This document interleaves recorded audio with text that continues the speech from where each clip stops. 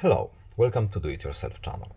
Today I will show you how to hide our assistant button menu in Samsung Galaxy Z Fold 5. First, where to find assistant menu button.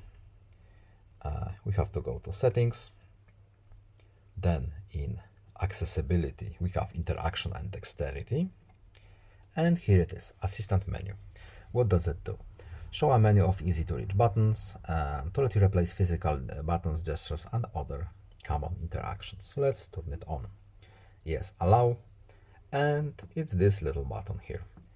But it's a little annoying that it's on the screen and we want to hide it.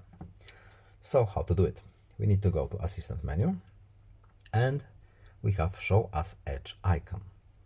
If we choose this function, now our button is hidden here, as you can see, on the edge of the screen. So it's not as invasive as it was, and it looks a little bit better. So I hope that you found this video helpful. Please leave a like and subscribe. Have a nice day and see you in the next video. Goodbye.